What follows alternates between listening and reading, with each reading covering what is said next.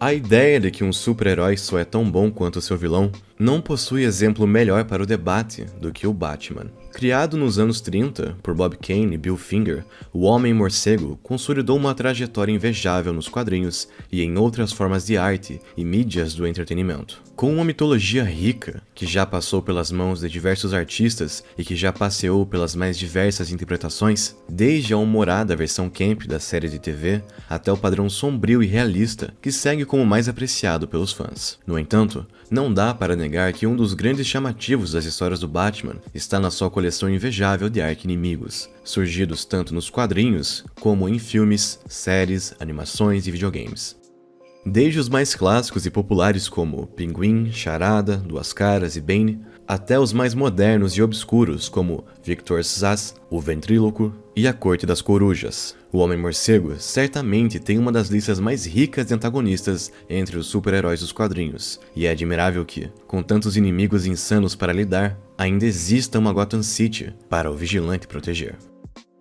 Ainda assim, mesmo com tantos antagonistas a seu dispor, o Coringa será para sempre o verdadeiro nêmesis do Batman, com suas interpretações no cinema sendo fundamentais para a popularização descomunal do palhaço do crime. Desde a versão mais lúdica de Jack Nicholson, passando pelo agente do caos de Heath Ledger, até o vilão trágico de Joaquin Phoenix, o cinema nos apresentou as mais diversas facetas do icônico vilão, com mais outra por vir na franquia do Homem-Morcego iniciada com The Batman, com o ator Barry Keoghan assumindo a responsabilidade do papel para as novas gerações.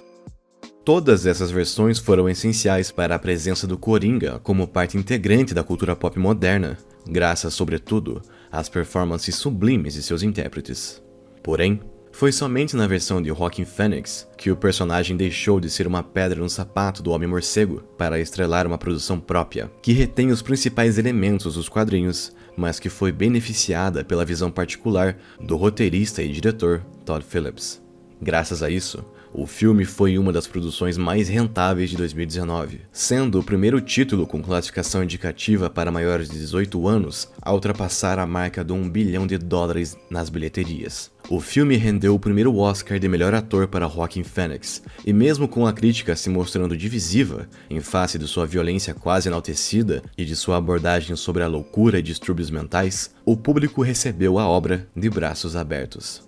No entanto, tudo nos levava a crer que Coringa, de 2019, era uma obra com começo, meio e fim bem definidos, sem ganchos ou brechas para continuações, algo que os próprios realizadores afirmaram em entrevistas. O máximo disso se mostrou em seu encerramento, onde vemos o trágico acontecimento que guiaria Bruce Wayne em sua jornada de vingança, mas com a particularidade do Coringa ter influenciado, ainda que indiretamente, a morte de seus pais. Algo semelhante ao que ocorreu no clássico filme de Tim Burton. Fora isso, acompanhamos a história de Arthur Fleck cedendo pela sua condição mental e pelos maus tratos e o descaso da sociedade, o fazendo se tornar um símbolo da revolta generalizada de Gotham diante da corrupção e da degradação da cidade. O personagem encerra sua odisseia preso no asilo Arkham, fugindo de um guarda após matar a sua própria terapeuta. No entanto, era inevitável que questionamentos acerca de uma sequência fossem levantadas, assim como a respeito do local ocupado pelo filme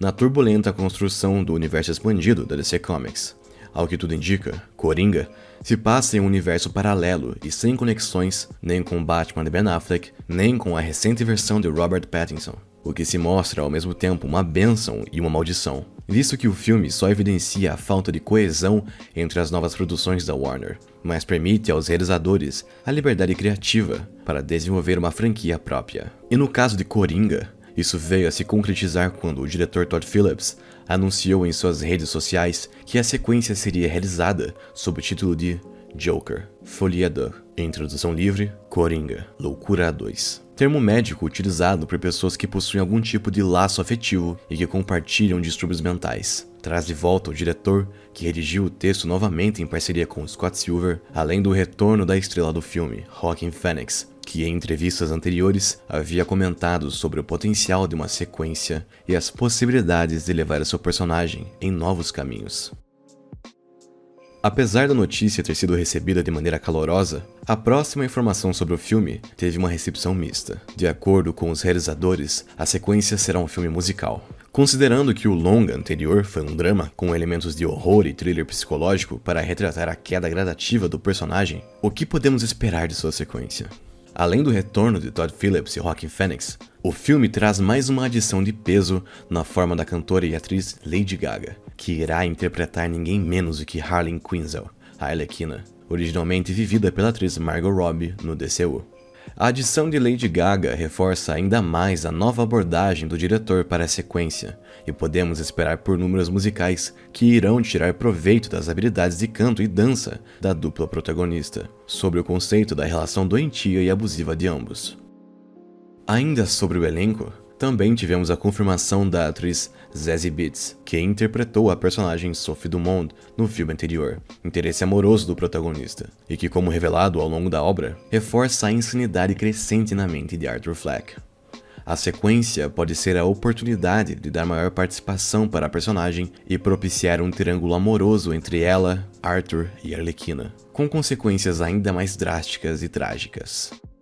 Quanto às novidades, fora a vinda de Lady Gaga, recentemente foram confirmados no filme o renomado ator Brendan Gleeson e a atriz Catherine Keener, ambos em papéis misteriosos, mas que devem ser fundamentais para o desenrolar da história que, além de contar com inúmeros musicais grandiosos, seguirá os moldes da versão mais recente de Nasce uma Estrela, que também conta com Lady Gaga, para mostrar a relação turbulenta entre o Coringa e a Arlequina. Falando no casal, com a Arlequina tendo surgido na série animada do Batman e posteriormente sendo consolidada no universo dos quadrinhos, há uma grande chance de vermos uma história de origem da personagem na sequência, desde o seu primeiro contato com o Coringa, ainda na persona da doutora Harley Quinzel, até a sua completa sedução pelo palhaço do crime, o ajudando em seu plano de fuga. Porém, diferente dos quadrinhos, o filme poderia seguir por um caminho onde Harley, ao descobrir as reais intenções de Arthur Fleck e se ver vítima de sua natureza insana e abusiva, se voltaria contra ele ao longo da história, resultando em um destino trágico para ambos. Essa decisão iria de encontro com a ideia de franquia, mas que combinaria com a proposta ousada e realista do diretor Todd Phillips para os personagens. Ainda sobre essa proposta, o conceito de um musical, apesar de, no mínimo, surpreendente, se coaduna com a própria natureza de Arthur Fleck / Coringa. Em seus momentos de êxtase, o personagem realiza gestos e movimentos de dança e balé, como na já icônica cena das escadas. Esse traço de personalidade deverá ser intensificado no novo filme, ao mostrar o palhaço do crime cometendo ainda mais atrocidades, em parceria com a Arlequina. Olhando dessa forma, a mudança no gênero do filme se mostraria não apenas como uma questão de estilo, mas sim uma necessidade do roteiro. Outro ponto que pode ser abordado está na nova origem do Batman, conforme a cena mostrando a morte de seus pais pelos seguidores do Coringa. Embora isso implicasse em uma considerável passagem de tempo, poderíamos ser apresentados a uma nova história de origem, onde Bruce Wayne se tornaria um vigilante distinto de sua visão mais conhecida, completamente obcecado em sua vingança pela morte dos pais, mas não contra o crime de forma geral, mas especificamente contra o Coringa, que em sua visão seria o responsável por sua tragédia familiar. Com data de estreia prevista para 24 de novembro de 2024, Coringa, Folie à Deux já é um dos filmes mais aguardados dos últimos tempos, além de ser a única produção aprovada desde a recém-aquisição da Warner pela Discovery. Mesmo com os diversos cancelamentos e projetos em andamento, e até mesmo filmes concluídos, é notável que o sucesso do filme original, de 2019, somado com o enorme apreço do público por seu personagem central, permitiram os realizadores desenvolverem um novo filme, ainda que seguindo um rumo oposto ao que o universo DC nos cinemas está desenvolvendo.